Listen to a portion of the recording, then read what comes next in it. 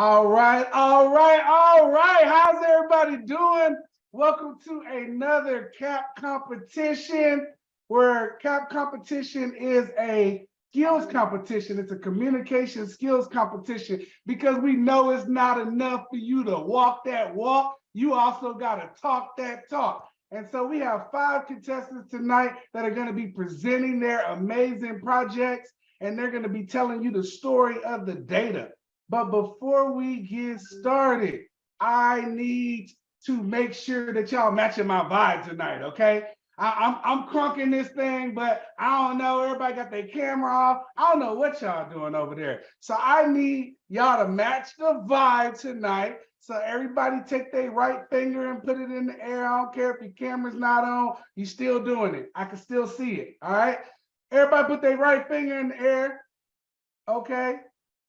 And then I want you to take your finger and put your hand on the mute button and give me a woo, woo, woo,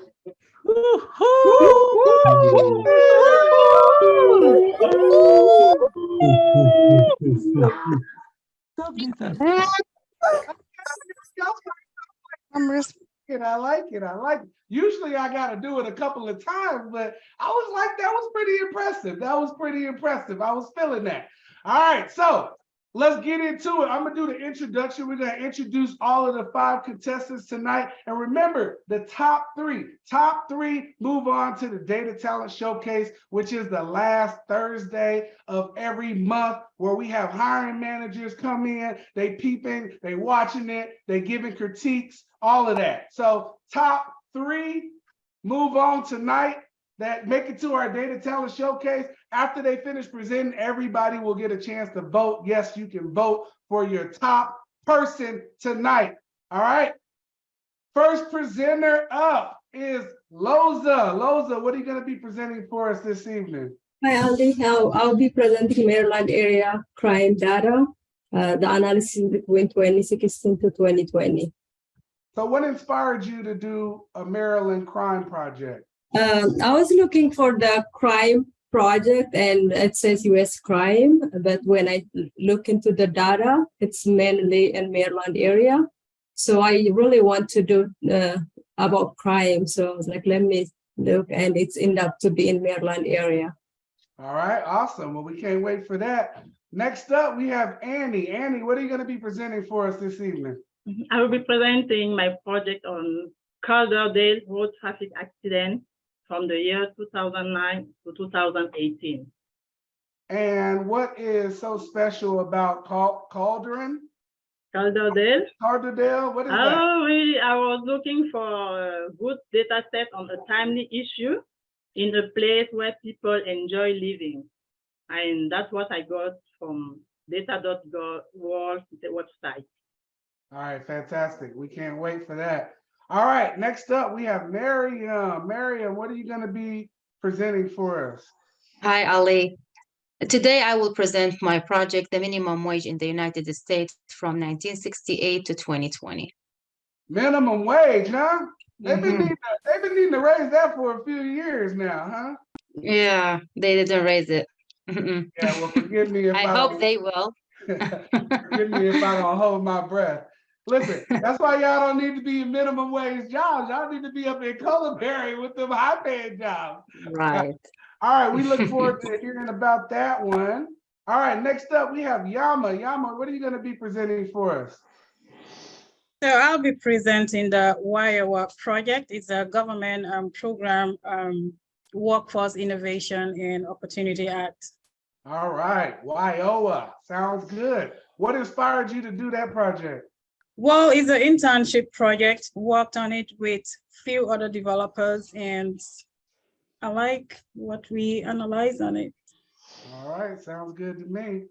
All right, next up, we have Brooke Tewitt. What are you going to be presenting for us this evening? Today, I will be presenting my project on Adidas US sales between 2020 and 2021.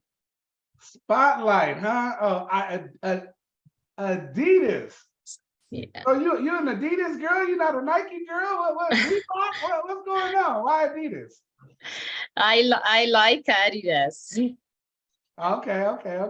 Most of the athletes, especially from my country, Ethiopia, if you know athlete Haile Gebrselassie, is Adidas guy, so I want to work on Adidas. Awesome.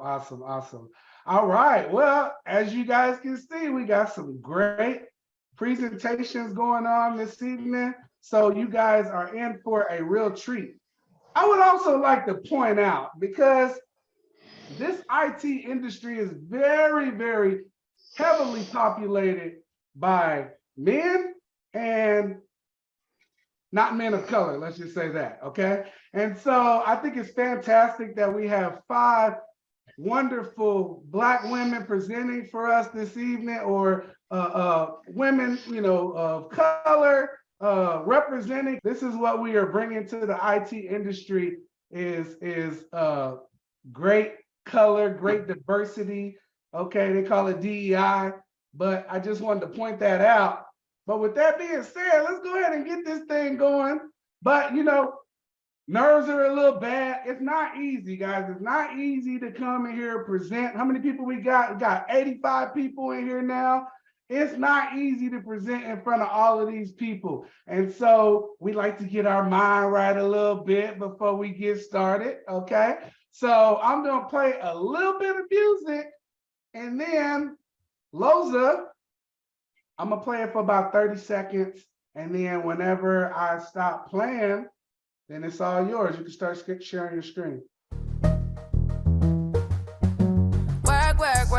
Work. You see me heavy work. You see me do me dirt. So me better work. When you walk a line. I'm in the cafe, drive me a dessert. No time to have you lurking. Good evening, everyone. My name is Loza Tafara. I am a Power BI developer.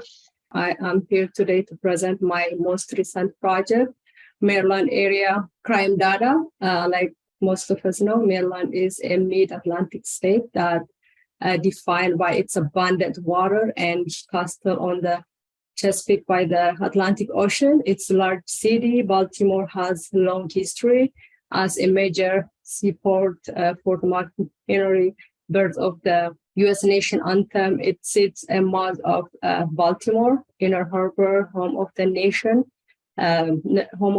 aquarium, and Maryland Science Museum Center. In today's world, crime seems normal, no matter where, which city or which state are you in. This project is about all the crime that happened mainly in Maryland area. It analyzes the crime data between July 1st, 2016 to August 8th, 2022.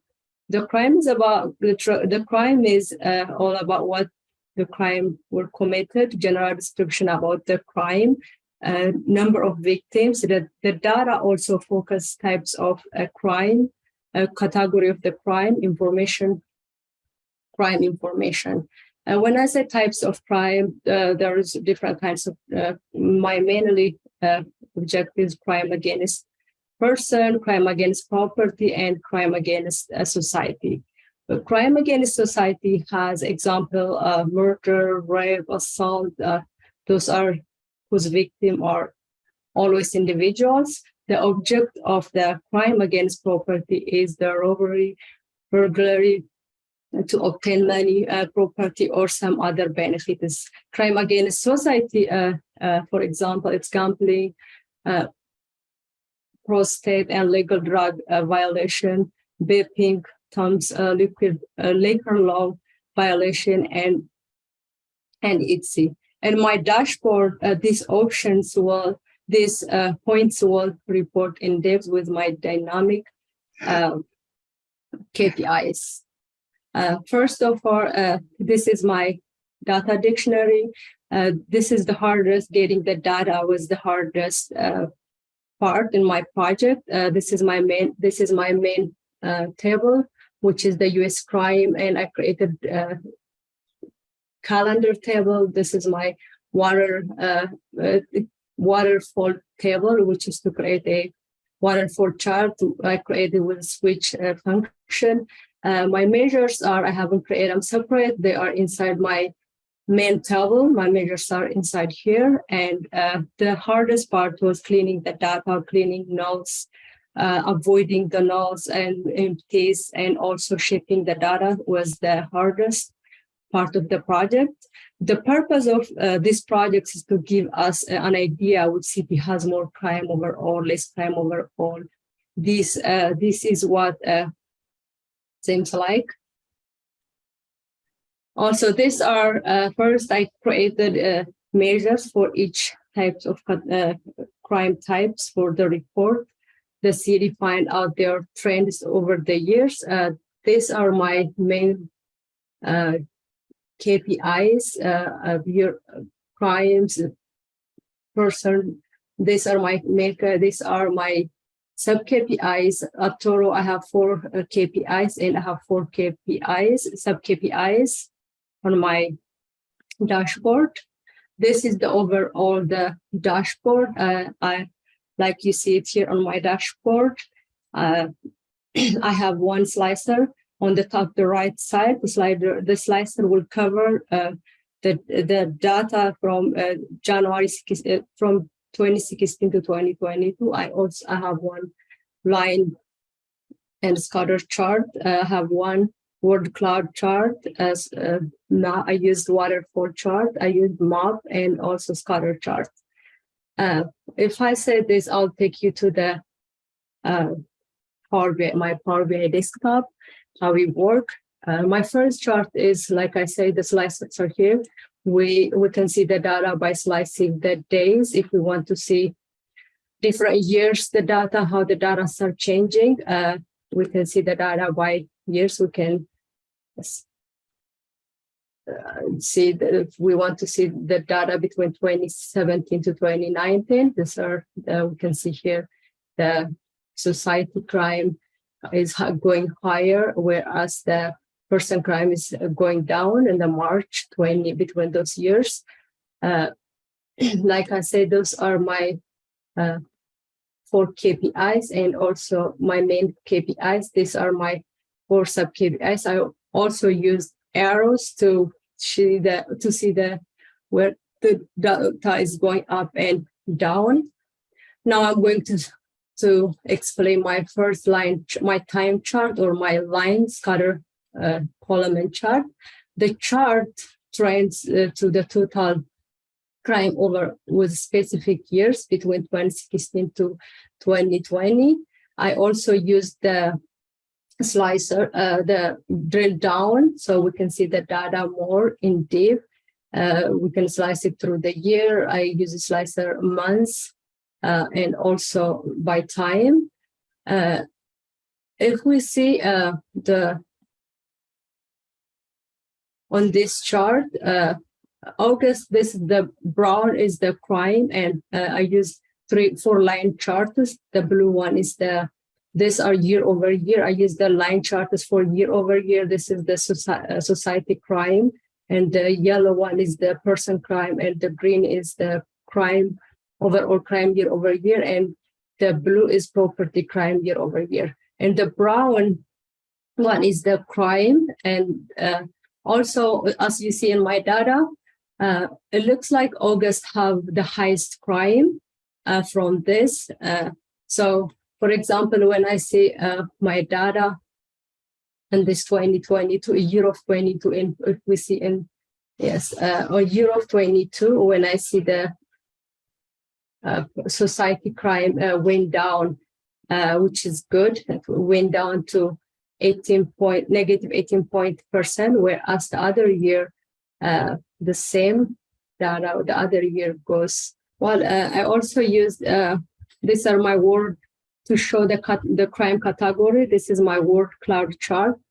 This is my third chart, which is the KPI changing year over year, which basically show all the contributor of the crime in the city. And I also use my crime. This is my world map, which shows overall crime, which by the city and by the longitude of the city. So to analyze which city have more crime, the darker the color has more crime year over year, and the lighter the color has less crime year over year. So as you see it here, the Walton City has the highest year over year crime, whereas the Maryland, it's under here, Baltimore. This one has 10% crime year over year. I also use the scatter chart to show the society. The bubble shows the society year over year. So in this chart, the darker the color, the society crime goes higher, and the lighter the color, the society crimes goes down.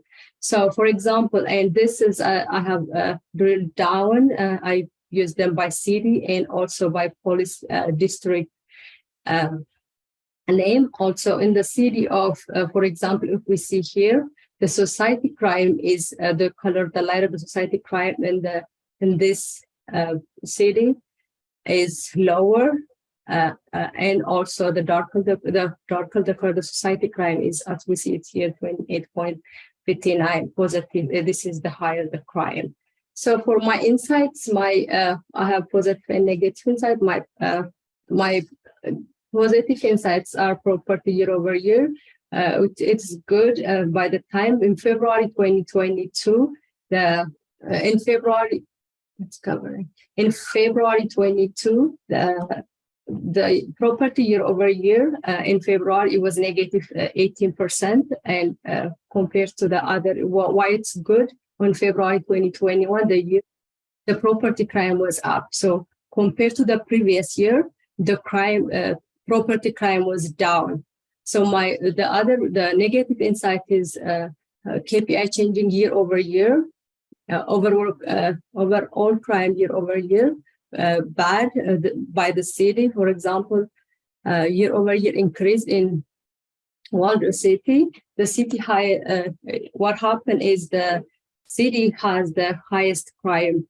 The crime Waldo City was 13%, whereas the Silver Spring has 9%, and the other city were down than the other one.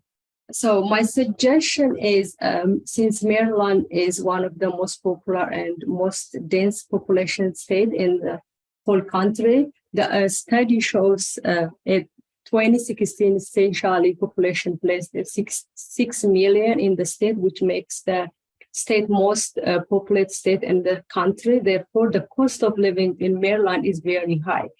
It's also, it means the reason of the crime is higher. I suggest to create a plan to improve affordable basic needs for everybody.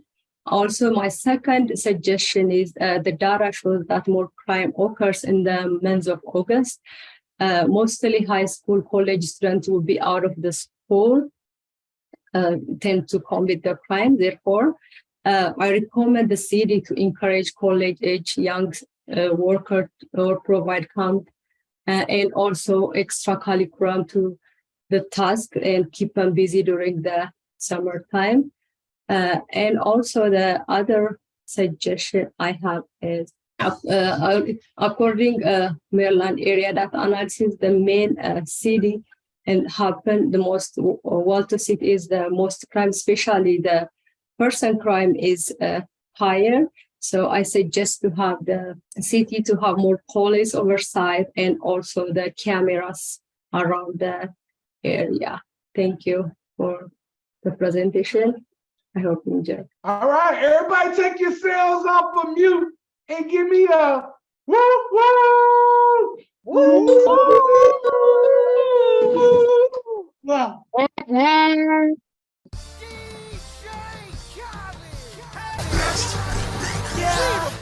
All I do is win, win, win, no matter what. Got money on my mind, I can never get enough. And every time I step up in the building, everybody hands go. Good evening, everyone. My name is Annie Kwemi, and my presentation is on a Power BI report that I have created based on Colaberry road traffic accident data set from the year 2009 and to 2018. Let me say something about Colaberry. Colaberry is a beautiful area of Yorkshire in England. with a rich cultural heritage, a range of outdoor activities and attractions, plenty of shopping and dining opportunities. It's a great place to live for those who want to be close to the nature while still enjoying the convenience of city living. Some years ago, people were happy and content to live in this area, but Colaberry has seen a tragic increase in traffic accidents in recent years. And one fateful day, again, tragedy struck. This is the story of John. John was a successful young entrepreneur in his early 30s. He had a loving wife and 2 young children, a promising career, and a bright future ahead. One day, while driving to work, John was in a traffic accident with another vehicle at an intersection. The driver in the other vehicle was a young man driving and texting on his phone. Both were rushed to the hospital, but he was too late. John lost his life, and the young man had suffered from a traumatic brain injury, which led to physical disability. He was no longer able to work, and his family had to bear the burden of his medical bills and care. John's death was a tragedy that could have been prevented. His life was cut short due to the recklessness of another driver. He left behind a family that was devastated by his sudden death. His wife was heartbroken and his children were left without a father. Because of the repeated accidents in this area, the Department of Transportation requested that a data analysis be made in order to understand the causes and effects of road accidents in order to take action to reduce them. This brings us to the problem statement. According to the World Health Organization, every year, the lives of approximately 1.3 million people are cut short as a result of a road traffic crash. Between 20 to 50 million more people suffer non-fatal injuries, with many incurring a disability as a result of their injuries. Road traffic injuries cause considerable economic losses to individuals, their families, and to the nation as a whole. The goal of the report I will present is to identify the causes of the increasing rate of road accidents in Colaberry and to recommend strategies for reducing the number of road accidents. So based on the data available, I defined this KPI. And this is my Power BI report. The data collected on all road accident casualties across Colaberry has revealed some startling insights. Here we have the card I use for the total accident, which measure the total number of accidents that have occurred within the given period of 2009 to 2018. We have the accident per month, which measure the number of accidents that occur per month on average. We have the accident year-over-year percentage, which measure the movement or the change in the number of accidents from one year to the next. We also have the fatalities percentage, which measure the percentage of total accidents that result in fatalities. We have the fatalities year-over-year percentage to measure the change in the number of fatalities from one year to the next. I will not go deep into the inside of all this visual, but I will give an overview. For the first chart, so I use a line and stack column chart. We have the accident per month. The blue, dark blue is the male gender, and the light blue is the female. So the overall trend is that in the Colaberry is that males are mostly involved in accident and fatalities than females. The second line and stack chart, column chart, is the accident by weather condition. Accidents per month were highest when the weather conditions were fine. The third chart, we have accidents by age. Here we notice that the highest number of accidents per month is in the 16 to 30 age group, followed by the 31 to 45. The accident by road surface, we notice here that the accident per month on dry roads tend to be higher than on wet or icy roads. And accident by casualty class, driver had the highest total number of accidents. And for the last chart, here you have the scatter chart. Here for the last line and start column chart, accidents occurring during daylight hours make up the majority of all accidents. One of the positive insights I derived from the data set is the decrease of fatalities in the year 2016. In this graph, you can see that in the year 2015, the number of fatal accidents decreased by 30%. In 2016, it decreased by 44%, which is a good trend. Why is it a good trend? Because for the next 2 years, in 2017 and 2018, fatalities increased an average of 71% per year. One of the negative insights I derived from the data set is that the number of accidents increased in 2015. In 2014, the number of accidents increased by 4% compared to the previous year. And in 2015, it increased by 5%.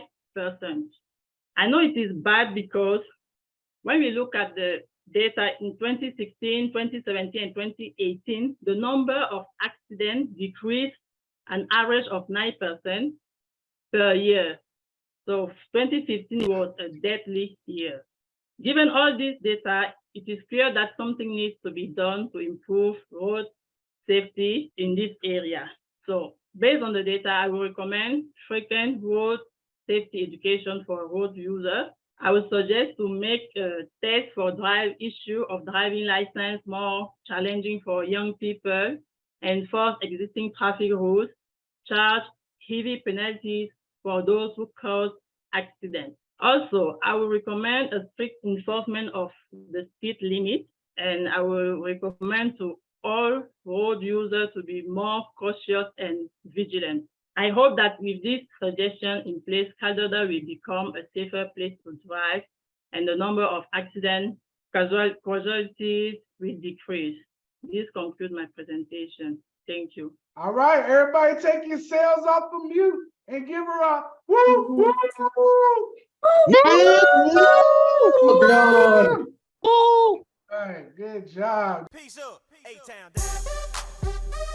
Yeah, yeah. Okay. Usher. Let's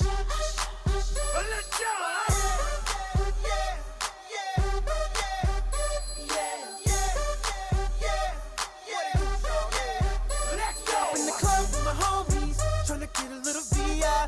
We're down on the low key. She know how it is.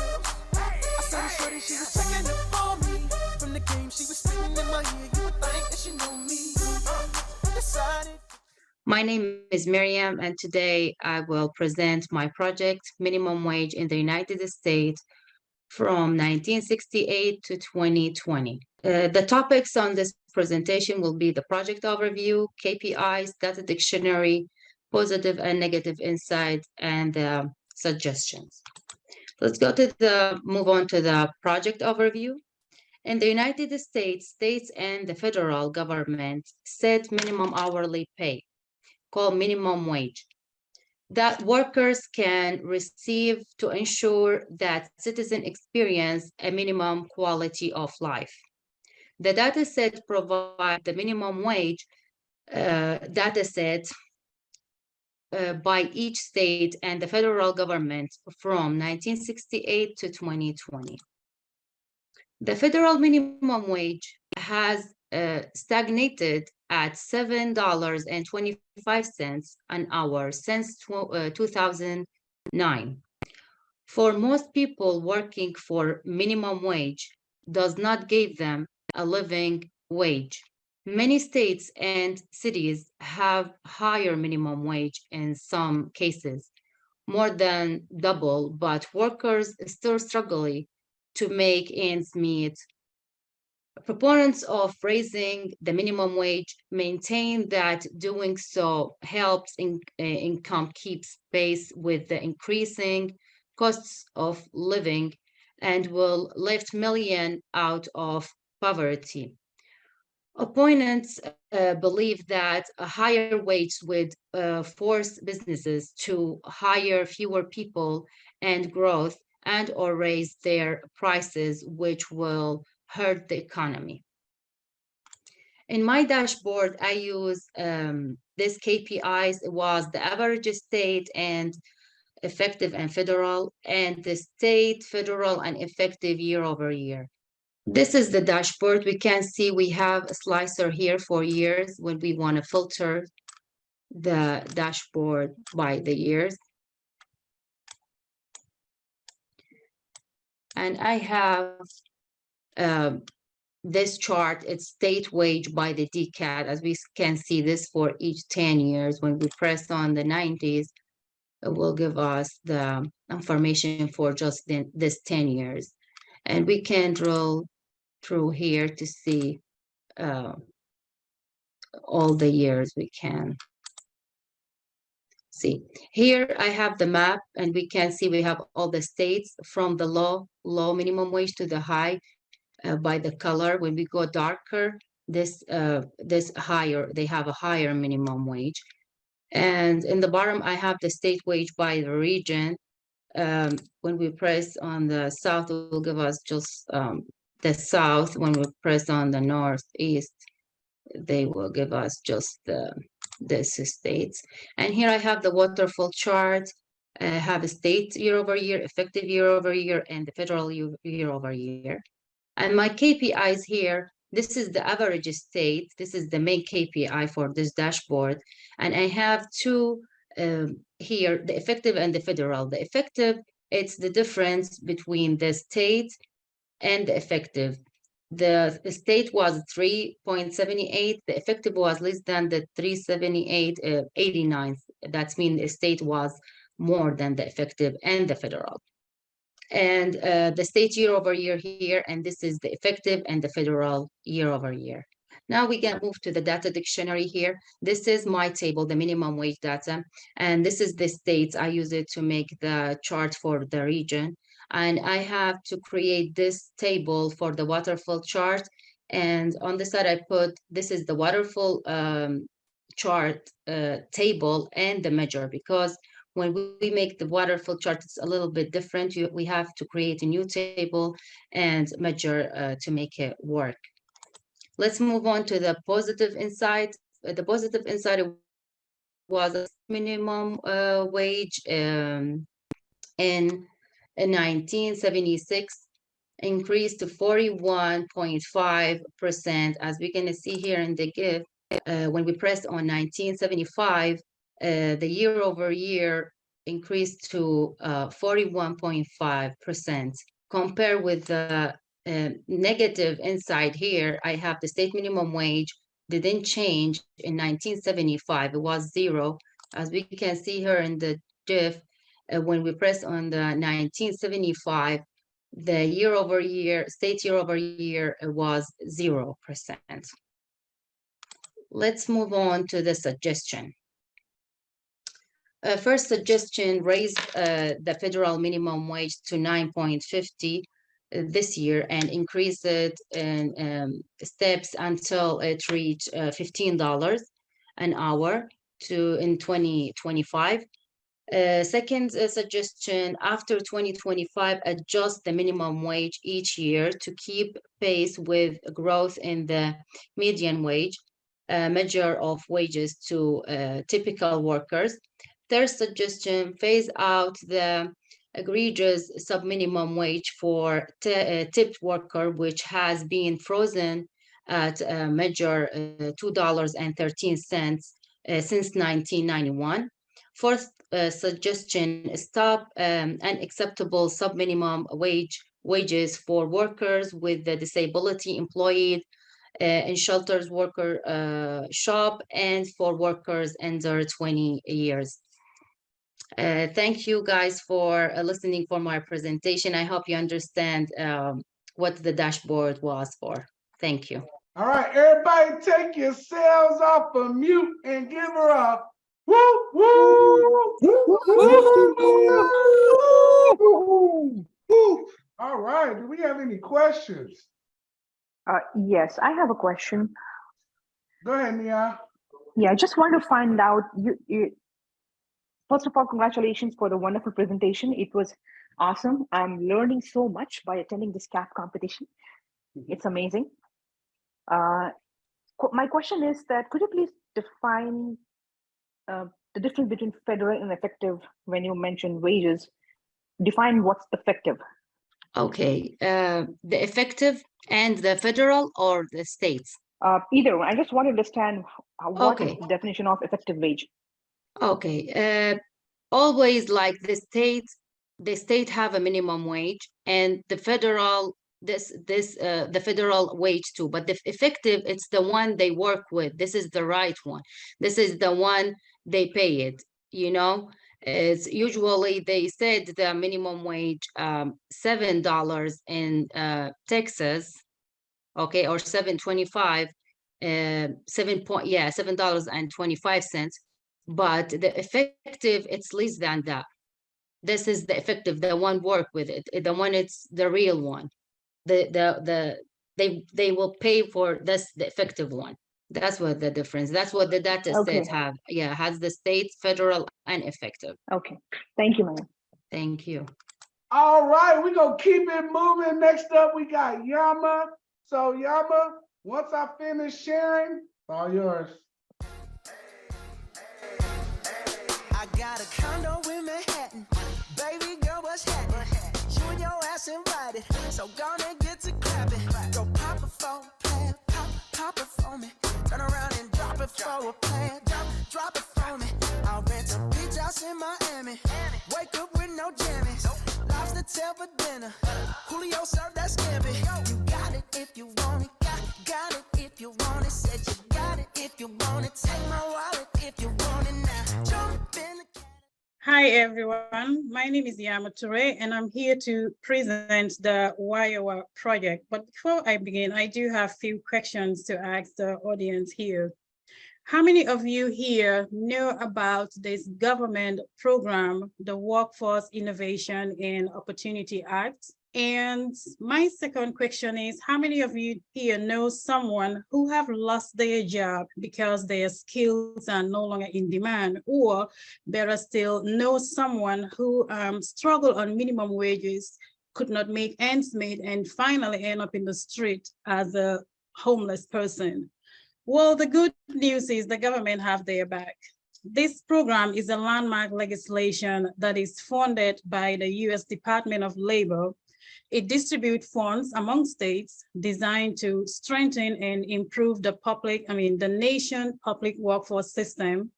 It helps job seekers access employment. It also helps employers hire and retain skilled workers so they too can compete in the global economy. So the goal for this project is to see how much money is out there with states and how much of it they are actually using. And in order for me to reach the goal, I have to do some tweaking with the data like removing columns, unnecessary columns, removing duplicates, all this to ensure that the data is accurate and consistent. And also this enhances performance. Another important thing I have to do was to create my KPIs. So the KPIs will help me to analyze this data better in order to reach my goal. WIOA includes 5 titles, but for this presentation, I'll be focusing on Title 1, which authorizes employment-related vocational, I'm sorry, I clicked on the wrong slide. I'll be focusing on Title 1, but for a brief minute, we'll take a look at Title 4, just to show the beauty and the inclusiveness of this program.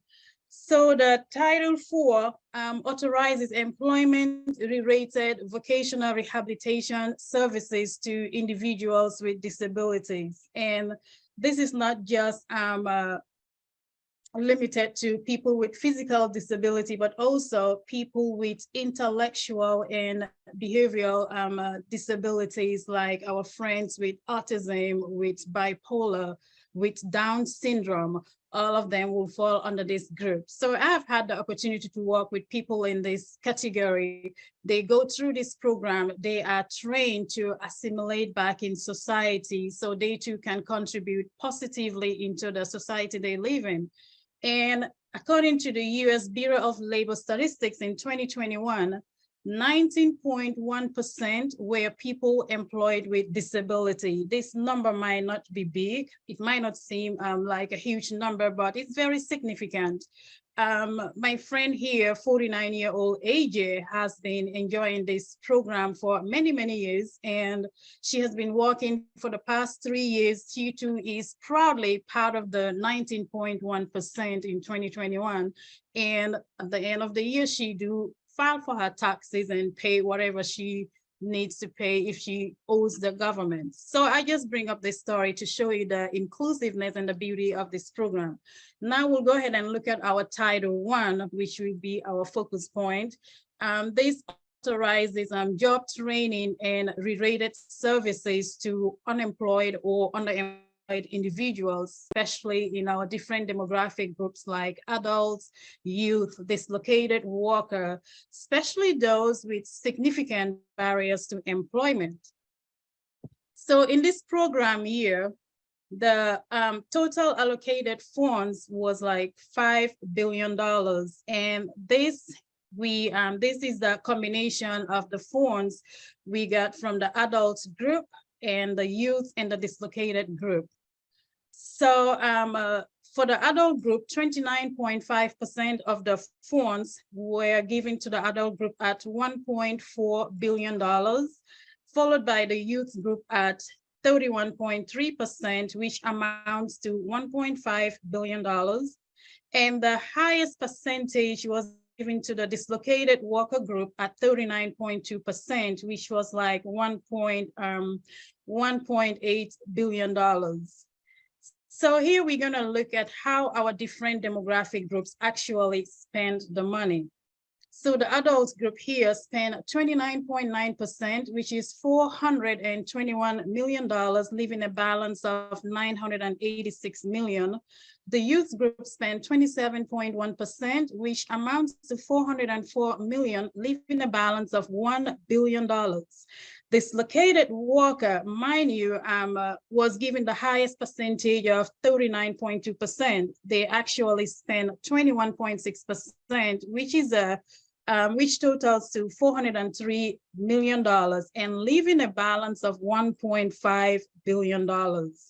So during our analysis too, I have come up with the crucial insights, and this is my positive insights, and the KPI is percentage of expenditure. So here we have New York, Montana, and Missouri. All 3 states respectively have a percentage expenditure of 33%, with a balance of 67%. And also we have our negative insights. And again, the KPI is percentage of expenditure. Again, here we have the District of Columbia. So the District of Columbia has the lowest percentage of expenditure of 15%, leaving a balance of 85%. And I don't know how familiar you guys are with the District of Columbia, but homelessness is very prevalent here. And my suggestion here is for the district to take full potential of this program so they can enroll more people and get some of these people off the street and back into education and give them access to education and employment opportunities. So you can have more people into the workforce system. And the same recommendation will be applicable to all states that have vast amount of unused funds. Here we have Colaberry as a learning institution will fall under the Title I. Colaberry will receive benefits through Texas Worker Commission and through qualified students. And because of that, we want to narrow down our analysis to see how Texas as a state did with this program. So Texas was allocated $288 million and the funds were distributed as follows. So the youth group has the highest amount of $100 million, followed by dislocated worker at $96 million.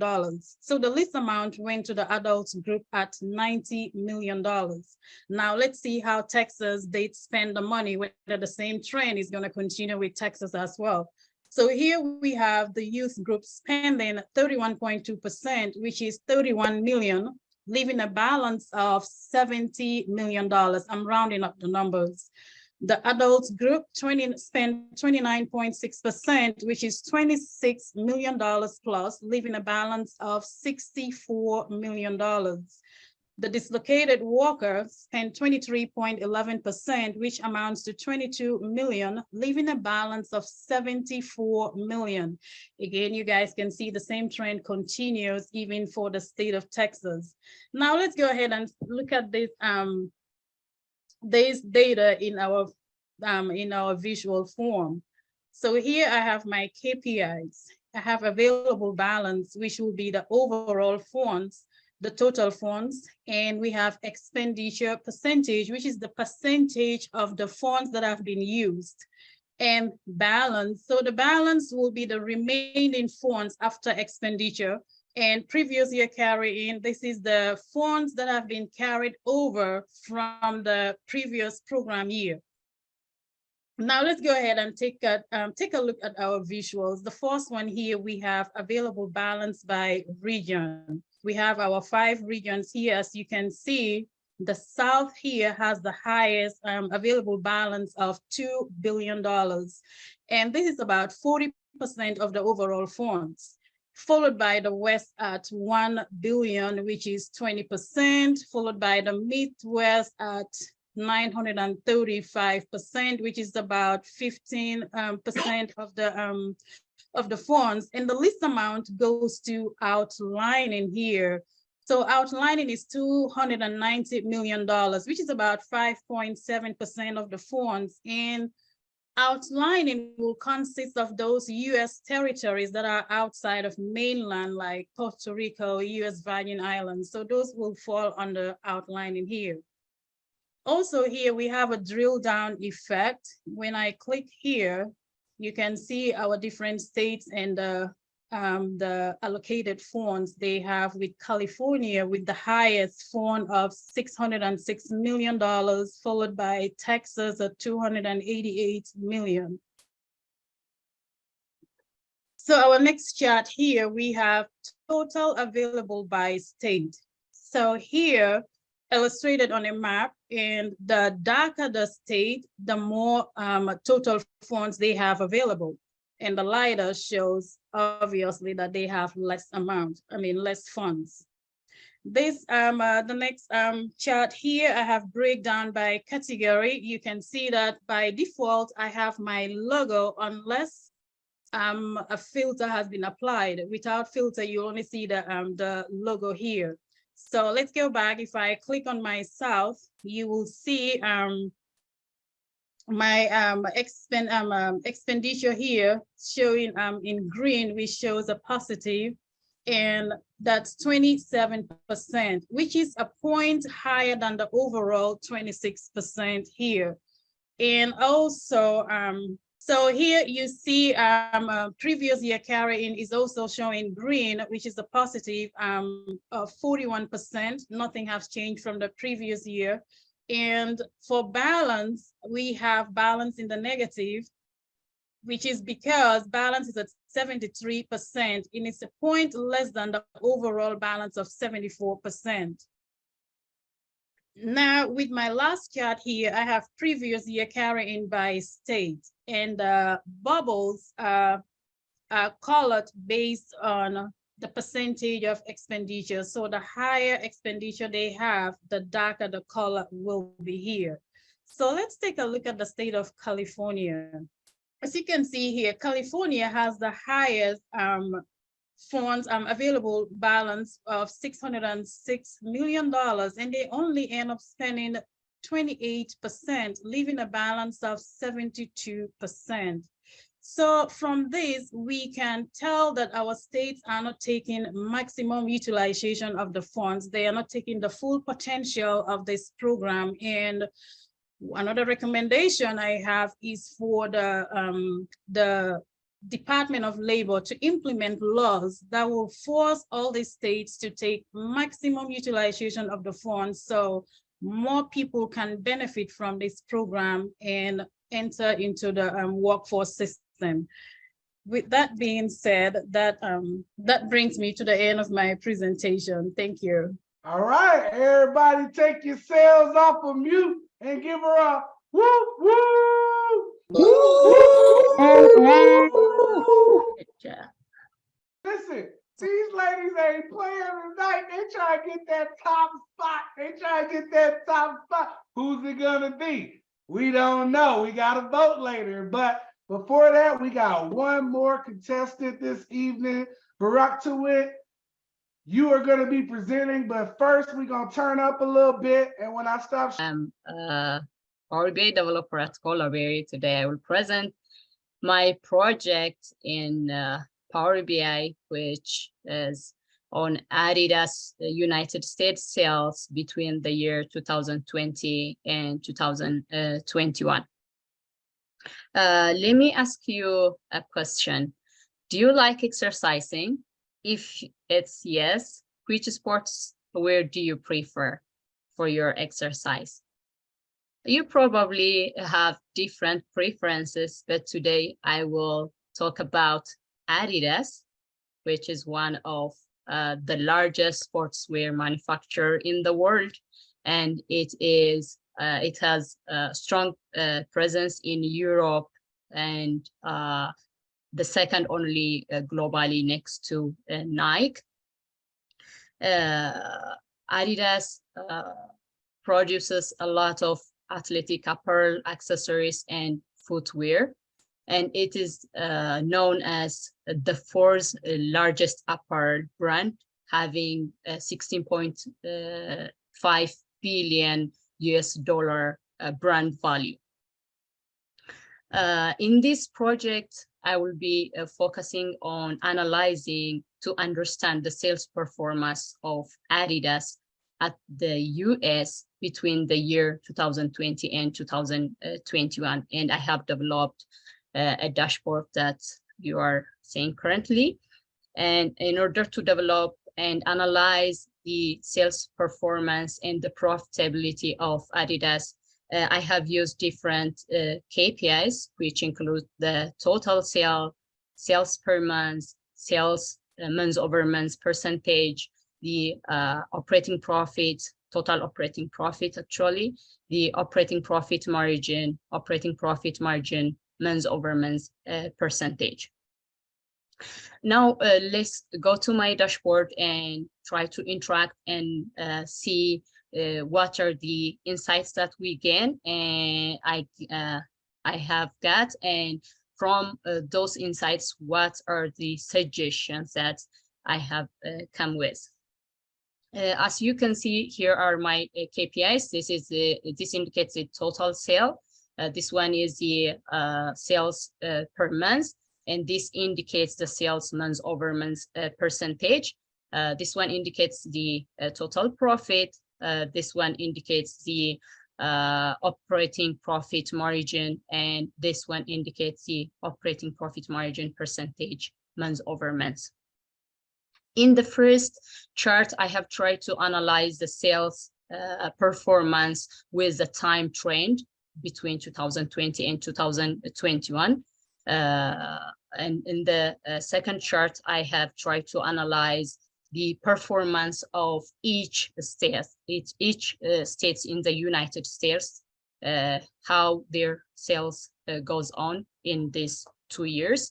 And in the third chart, I have tried to analyze the sales performance within different product categories. And in the fourth chart, I have tried to analyze the sales performance based on the sales method that they have used to sell these products.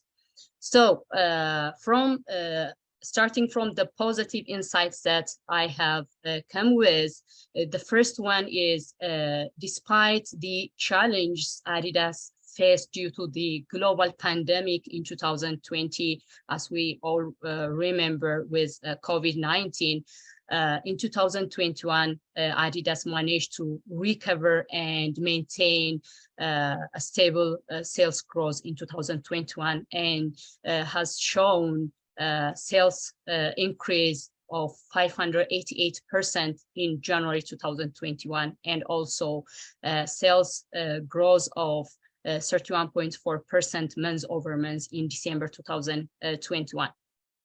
Also, the operating profit margin shows improvement in 2021 by increasing by 7.31% in September 2021. When I come into the negative insights, despite the recovery in 2021, the company faced significant fluctuations with its sales as well as in the operating profit margin in 2020, especially in the second quarter. In May 2020, the sales decreased by 31.2% month over month, and operating profit margin decreased by 8.19% month over month. And in June 2020, sales decreased by 47.8%, and operating profit margin decreased by 25.17%.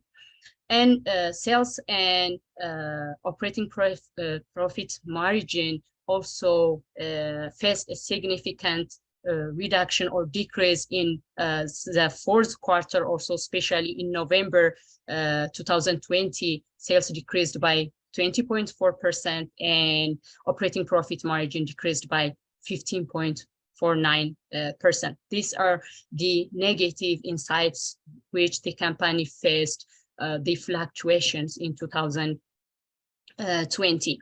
As we have seen, the sales has the data shows a great fluctuation in the sales in 2020, as I have showed you in the second quarter in May and June, and also in the November. So in order to mitigate these downturns in the future, I recommend for the company to apply risk mitigation strategies, which could include the applying of diversifying their products and looking for new markets. And for this is for the sales. When we come to the operating profit margin, the operating profit margin shows especially a decrease in June 2020 with a decrease in 25.17%, and in November with 15.49%.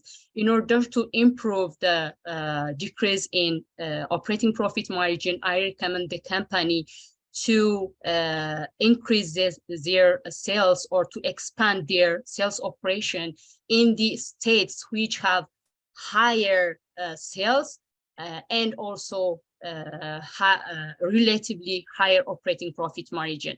Let's see. In Texas, Texas is the highest in operating profit margin by having 40.31%, while having highest also actually it's the fourth highest in sales with 1.9 million. But New York is the first highest in sales with 2.6 million sales per month, but with a 36.32 operating profit margin.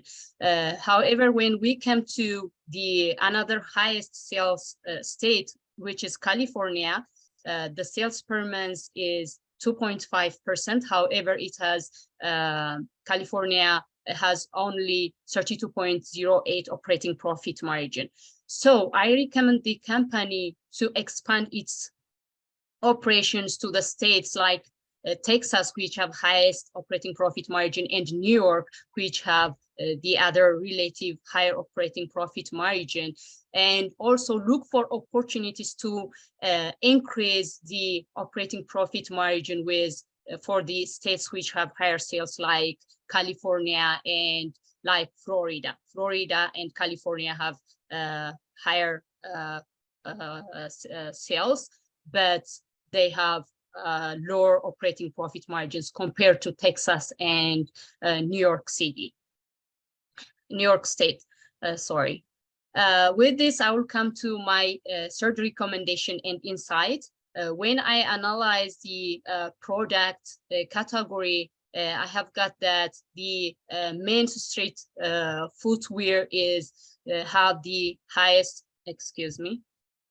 have the highest sales growth with 10%, and also it have the highest operating profit margin with 39.65%. Therefore, I recommend the company to expand its operations with this category so that it can continue the driving growth and profitability of the company. The last and the fourth analysis goes with the sales method. Therefore, in this chart, I have got the insight on the online sales method, which has the highest operating profit margin from the sales methods with 38.98%, and with the strong sales growth of 14.6% month-over-month trend. Therefore, I recommend the company to expand the effort on selling their products through online, expanding through this online sales method so that it can continue the driving growth and maximize their profitability.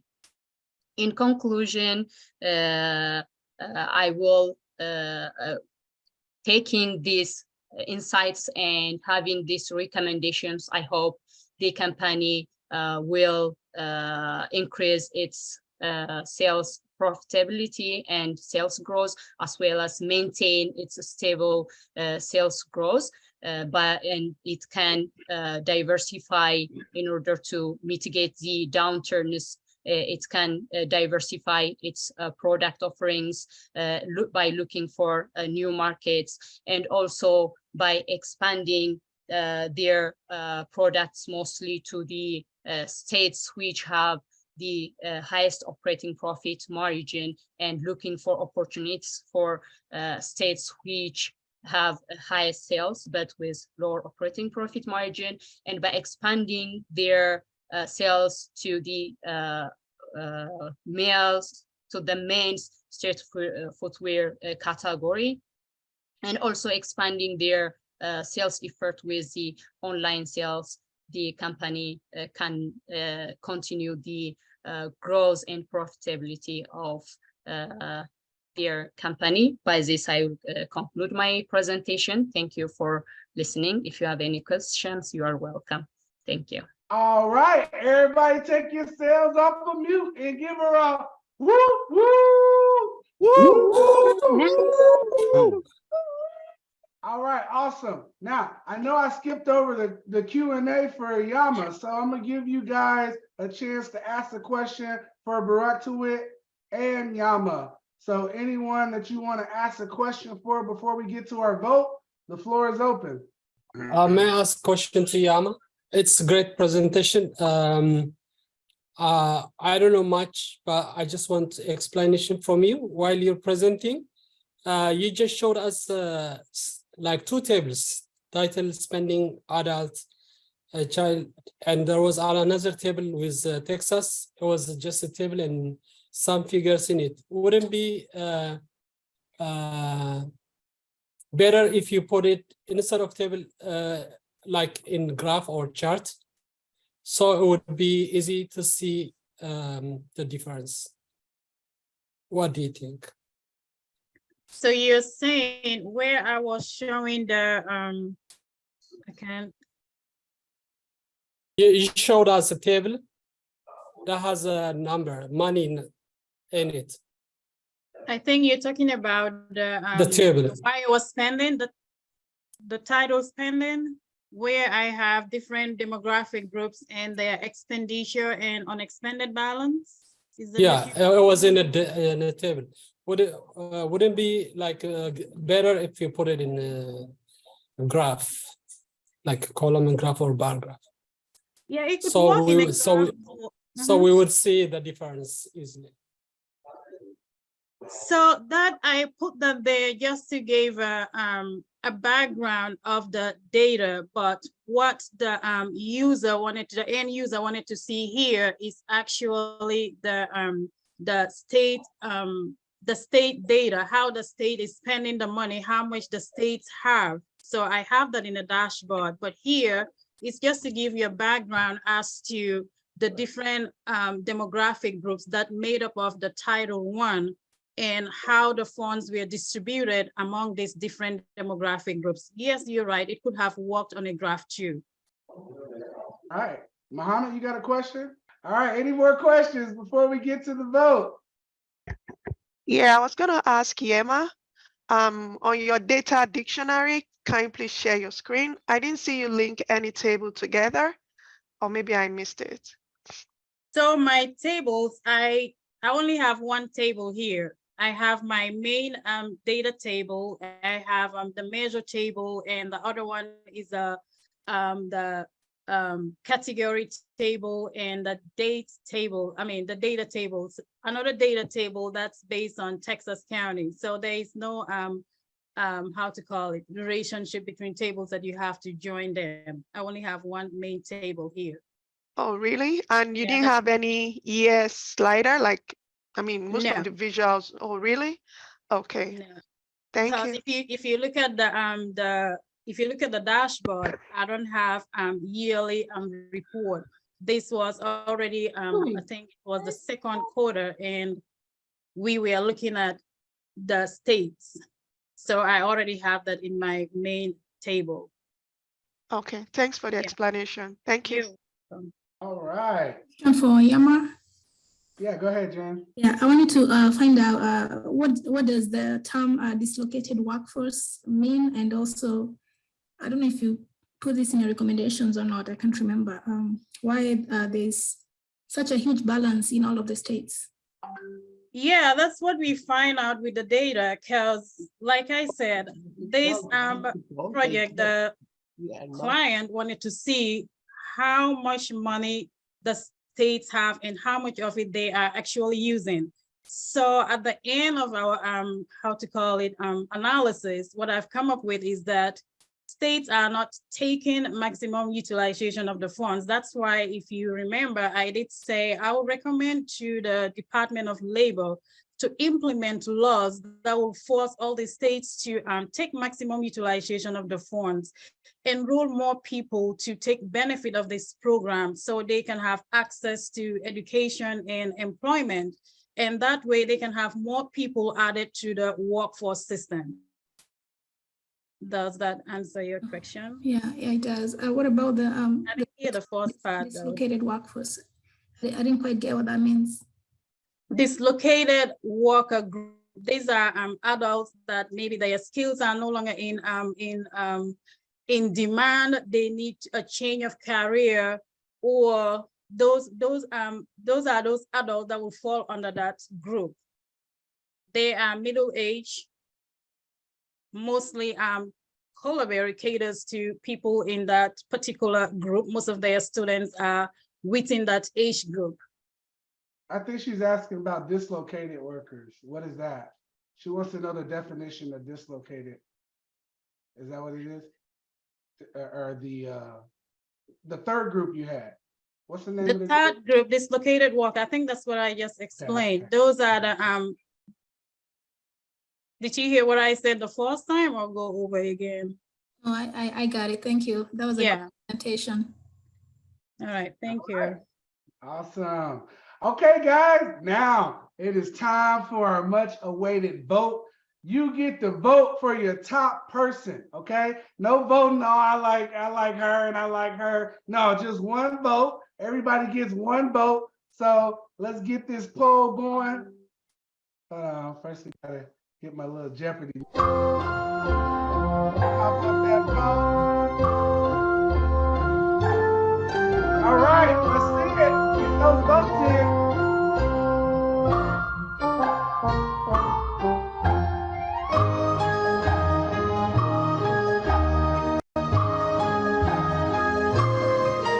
All right, we got 50% in.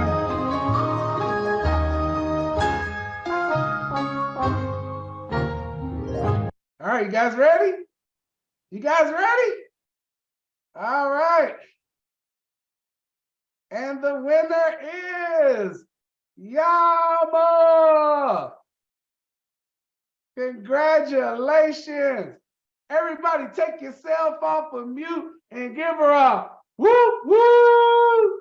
Woo, woo, woo, woo, woo.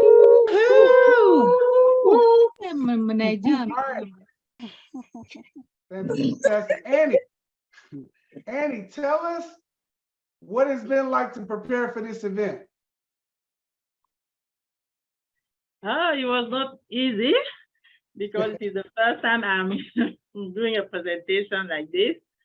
But it is a good learning process. It took me so many hours, but finally it is a good learning process. All right, fantastic. Loza. Yes, Ali. Tell us, what's it like preparing for this presentation? Preparing was not easy. I had a personal issue. I couldn't, I was like about to text Jackie. I couldn't do it, but I was like, let me give it a try. I started late yesterday, today halfway, but it's good experience if I need more time on it. And it's very, I felt so nervous and I forgot what I know. But it's very good experience. I learned a lot from doing it than not doing it, right? You got to feel great right now, right? Yes. I learned a lot from it. All right, awesome. Miriam, what's this process been like for you? Hi, Ali.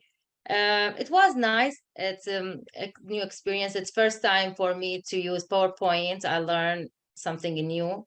It will help me in the future with the field.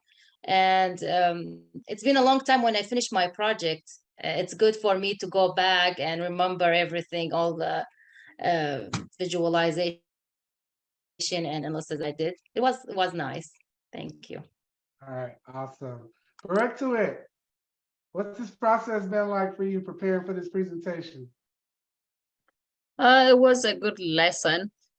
Always, well, the learning curve is hard, but it's always good to learn everything every day.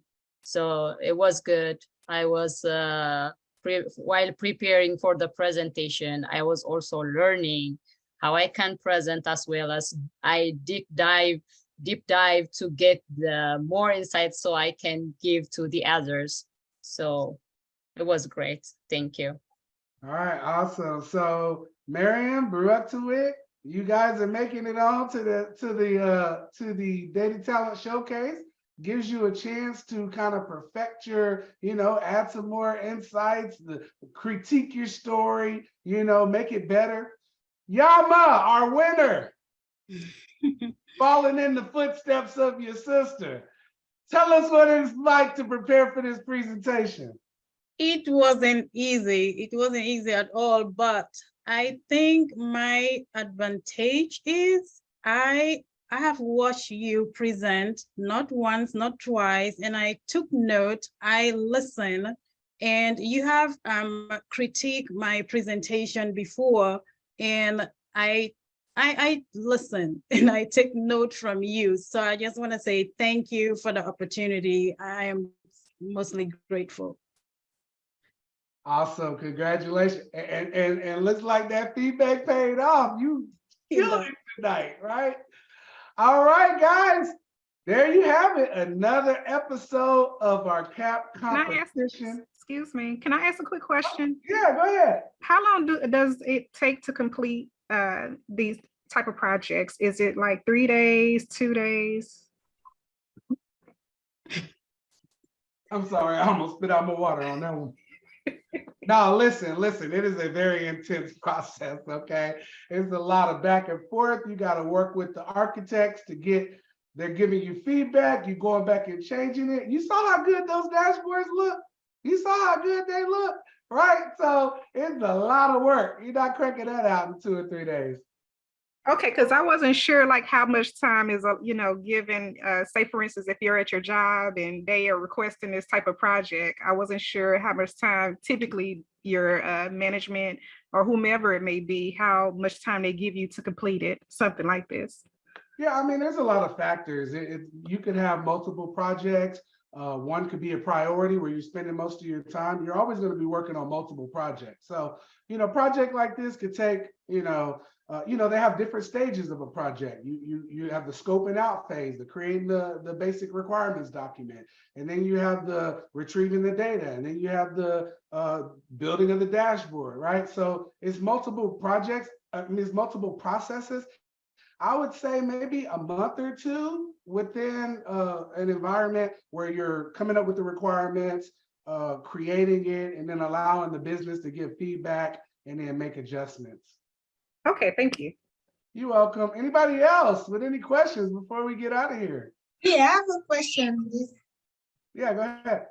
So this project, how long does it take to prepare? How long? How many hours? How many hours did you guys spend on your presentation? Put them up on your fingers. All right, so Marianne, look at that. 8, 9. More than that. More than 10. Yeah. Include completing the dashboards. No, we're not even talking about the dashboard. We're just talking about the presentation. Okay. Yeah, I mean, listen, guys, what you see, I know you guys were amazed tonight because these are some great presentations.